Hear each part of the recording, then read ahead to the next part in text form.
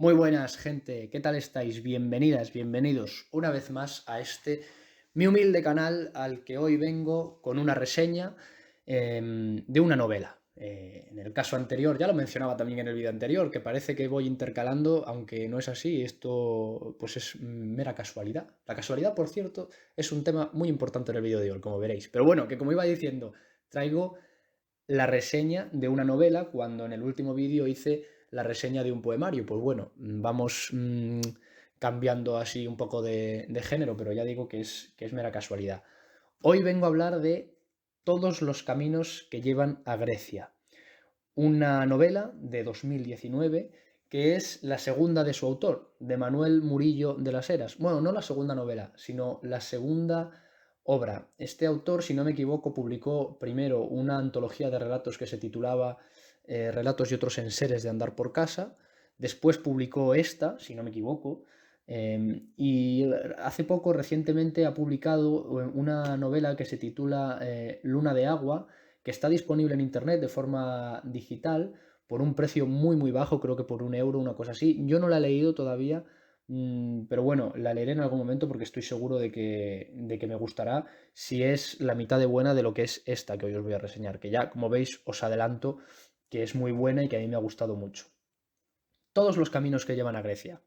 Bien, esta es una novela, ya entramos en la reseña propiamente dicha, constituida por varias tramas, cada una de las cuales podría formar una historia independiente a modo de relato corto, pero que en realidad están todas interconectadas y todas forman parte de una sola historia compuesta, pues eso, por varias partes cuyo nexo central es Grecia. Que Grecia aquí no es el país, sino que es una persona, una chica que podríamos considerar el personaje principal de la obra.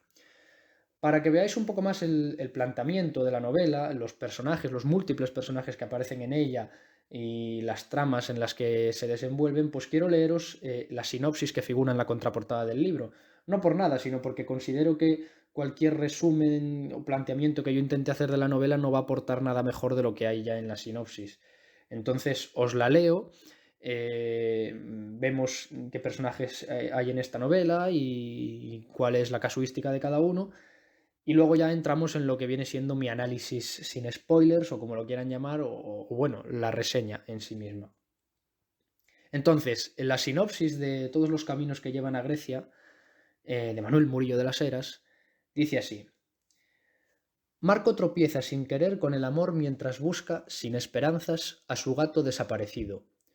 Fede sale de una relación y regresa a su vida tras una larga ausencia emocional.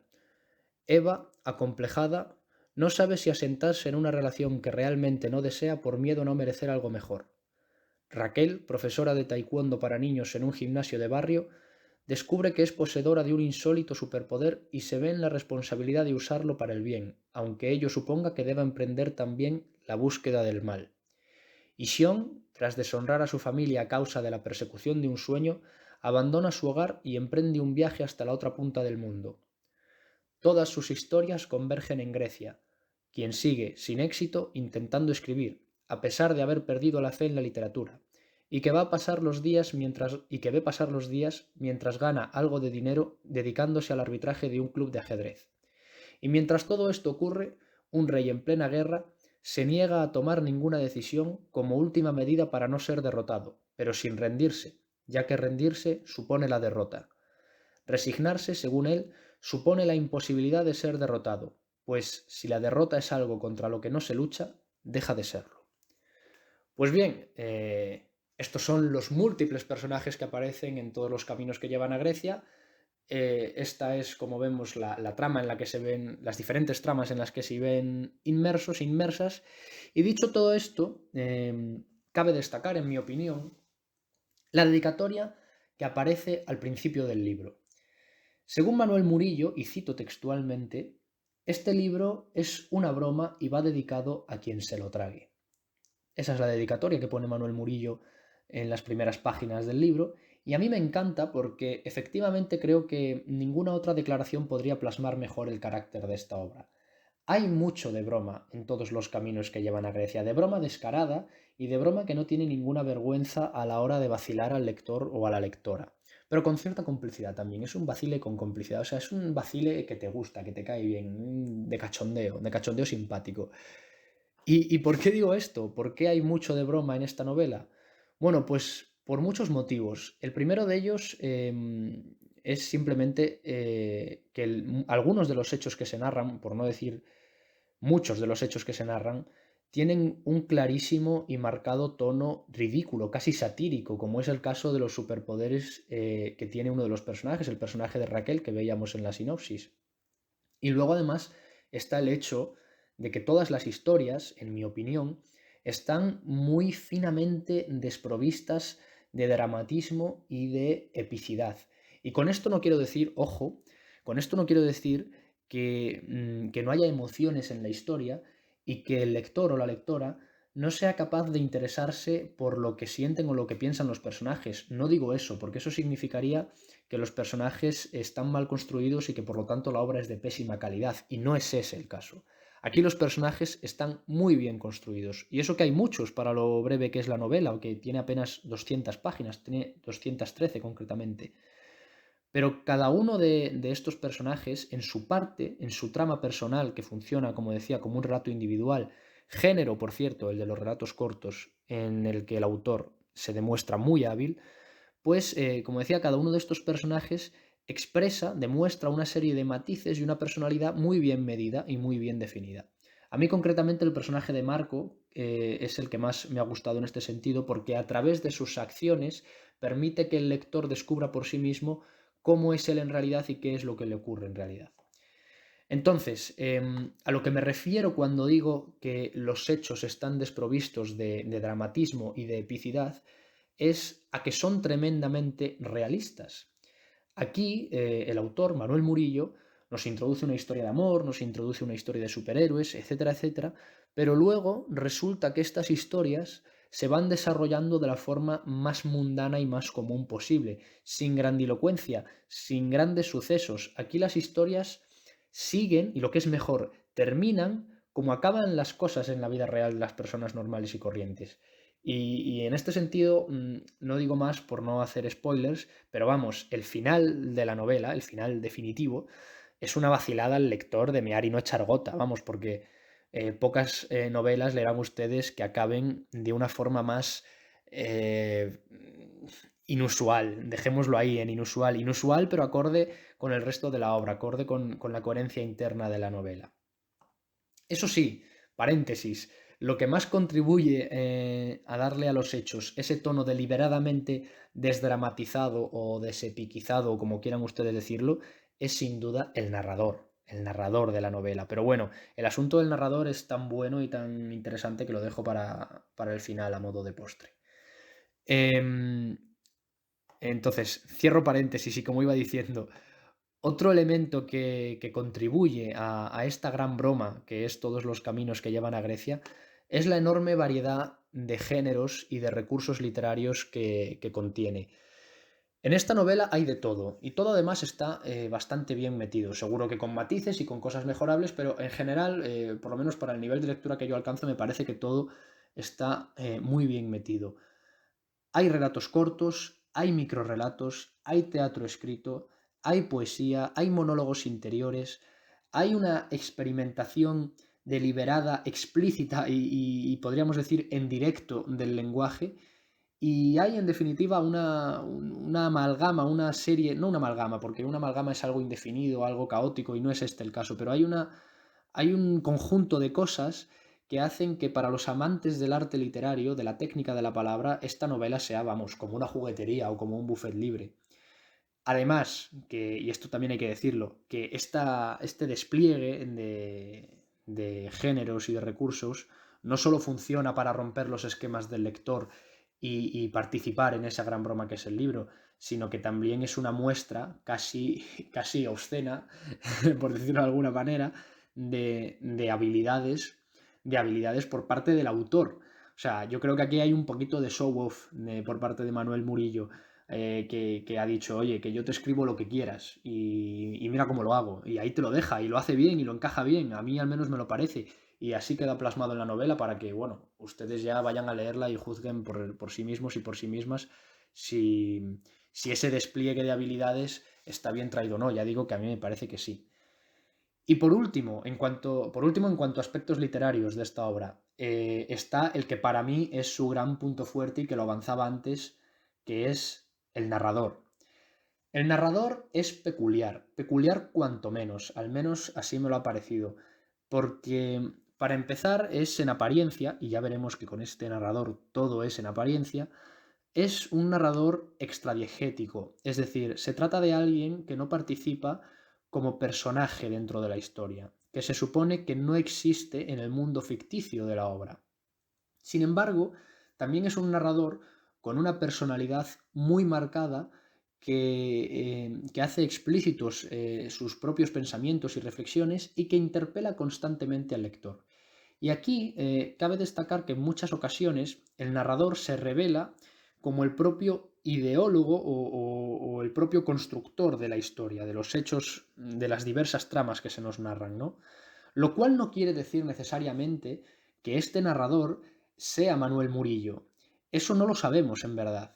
Yo me inclino por pensar que se trata de un caso como el del Quijote. El Quijote, por supuesto, es obra de Cervantes, ¿no? De Miguel de Cervantes, y toda la obra salió de la mente de Miguel de Cervantes, que es el verdadero autor de esa novela. Pero eso no impidió que Cervantes creara ficticiamente uno y hasta varios narradores extradiegéticos, como es el caso del célebre Cide Hamete Benengeli, que dentro de la propia obra, ficticiamente, se representan como autores o traductores de los hechos narrados, en este caso, pues de la historia del propio Don Quijote.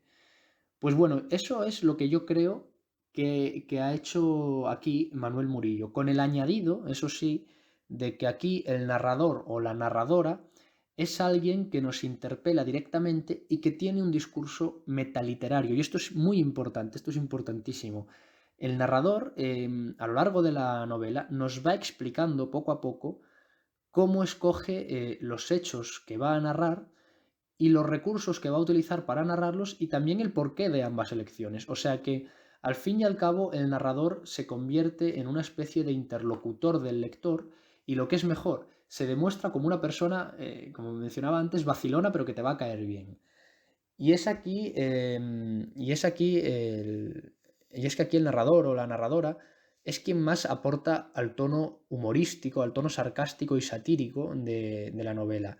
Y es más, yo creo que es en la personalidad del narrador donde reside el meollo de todos los caminos que llevan a Grecia. Y aquí puede ser que yo me esté tragando la broma, me la esté tragando doblada, porque yo considero que en la personalidad del autor es donde del narrador, perdón, es donde se puede encontrar el verdadero sentido filosófico de la obra, pero claro, eso es si lo tiene, si no es que yo me he tragado aquí, como digo, la broma y estoy buscando cosas donde no las hay.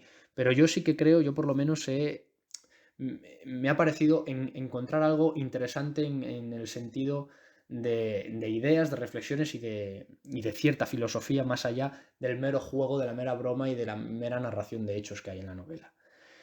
En este sentido, en primer lugar, me parece que de una forma muy sencilla, muy superficial, se puede advertir que Todos los caminos que llevan a Grecia es una novela que trata sobre el azar en las relaciones humanas, sobre las coincidencias y su impacto en la vida de las personas y sobre la capacidad del azar para hacer que, bueno, pues que las cosas pasen y que el devenir en definitiva se vaya moviendo. Ahora bien, yo creo que la presencia de un narrador tan particular y la caracterización de este narrador como un supuesto constructor de la historia, como un supuesto autor en definitiva, hace que el lector pueda ir un poco más allá de esa reflexión sobre el azar y empezar a pensar en cómo construir una novela consiste también en trazar una relación entre hechos aparentemente azarosos. Ahí es donde creo que está la cuestión. A mí me parece que esta novela no deja de ser una obra metaliteraria y que la crítica y la reflexión sobre el propio quehacer de una novela es lo que verdaderamente importa en esta obra. No quiero profundizar demasiado en ello porque eso arruinaría vuestra propia interpretación y al final esto es una reseña, no es un análisis acotado, pero sí puedo decir eso, que se nota que Manuel Murillo es un gran lector, que la literatura le interesa en sí misma como forma de expresión y que es muy crítico a nivel filosófico con ella y que por eso ha construido esta novela en la que en el fondo se está hablando de qué es la literatura, en concreto la narrativa, en qué consiste y cuál es el papel de un autor, de una obra literaria, como digo, de narrativa en este caso en concreto. Aunque también es cierto, como digo, que puede ser que yo me haya tragado la broma hasta el fondo y que esté aquí haciendo una interpretación de algo que no existe y que si el autor está viendo este vídeo, si llegara a ver este vídeo, pues que se esté descojonando de mí y que si ustedes han leído esta novela, pues tal vez me lo puedan dejar en los comentarios, ¿no? Si creen que me he tragado la broma hasta el fondo y que estoy disparatando. Y si no la han leído, pues vayan a leerla y cuando acaben regresan al vídeo y me dejan el comentario. En fin, que con esto ya para acabar, que como ven, Todos los caminos que llevan a Grecia es una novela que a mí me ha gustado mucho, muchísimo de hecho, aunque también deba decir que no la considero una obra maestra de la literatura universal, por supuesto. Vamos a ver, para considerarla tal cosa, también es cierto que debería parecerme genuinamente original en el sentido, original es, pero cuando digo genuinamente original, me refiero a que debería contar algo jamás contado o contarlo de una forma totalmente revolucionaria, cosas que son ambas extremadamente difíciles, porque por un lado los griegos clásicos ya lo contaron prácticamente todo, y por otro lado, durante el siglo XX se alcanzaron formas estéticas de contarlo todo que en mi opinión aún no han sido realmente superadas. Y además, por otra parte, y con esto termino de introducir los matices un poco menos buenos de la obra. Yo personalmente, y esto es una postura completamente subjetiva y es cuestión de gustos y de nada más, encuentro la novela un poco inocente en términos filosóficos y políticos.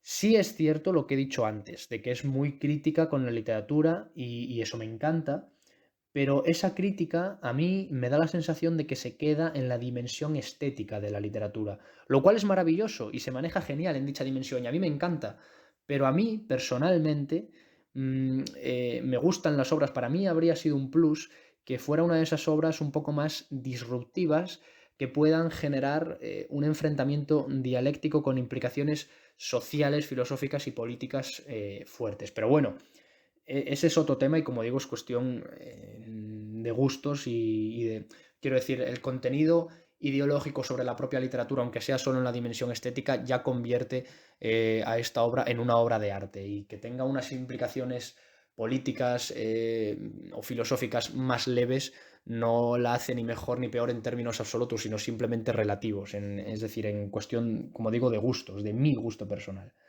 Lo cierto es que a pesar de todas estas cosas, que en el fondo son nimiedades, esta novela es fresca, es diferente, tiene personalidad, tiene técnica, tiene coherencia interna y está muy alejada, en mi opinión, del kitsch, lo cual hoy en día es muy difícil de conseguir y es de admirar un montón. Y además, esto daría para otro vídeo que tal vez algún día haga, tiene esa forma de utilizar los recursos estilísticos, de utilizar el lenguaje en diferentes formatos, como decía antes, de poesía, relato, teatro y demás, que guarda una coherencia interna con lo que es el fondo ideológico de la novela, que es una reflexión sobre la dimensión estética de la literatura, ¿no? Y eso es lo que la convierte en una obra de arte ya muy buena, es decir, cuando se establece una relación, y esto lo he mencionado en otros vídeos, entre la forma y el fondo, una relación de coherencia entre la forma y el fondo, es cuando.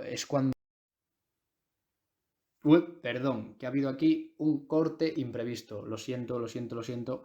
Pero bueno, como decía, que cuando se establece esa relación entre la forma y el fondo de una obra, una relación coherente y con un sentido propio, es cuando una obra literaria se demuestra de una gran calidad y este es el caso. Yo os invito, sin ninguna duda, a que leáis Todos los caminos que llevan a Grecia. Merece muchísimo la pena. Regaladla también, porque es una novela con la que todo el mundo se puede divertir al margen de análisis literarios y de reseñas como la que estoy haciendo yo aquí. Y os invito a que vayáis a comprarla, a que vayáis a ver las redes sociales del autor, que os dejo en la descripción, y también a que si queréis, pues os pongáis en contacto con él, que tal vez os mande un ejemplar dedicado y todo, y eso nunca, nunca está de menos. Así que nunca está de más, se dice, ¿verdad? En fin. Así que esto ha sido todo por mi parte. Os agradezco que hayáis llegado hasta aquí. Os invito a que estéis en el próximo vídeo y a que le deis a suscribiros, a la campanita y a todas estas cosas. Así que nada, hasta la próxima, gente. Muchísimas gracias. Nos vemos.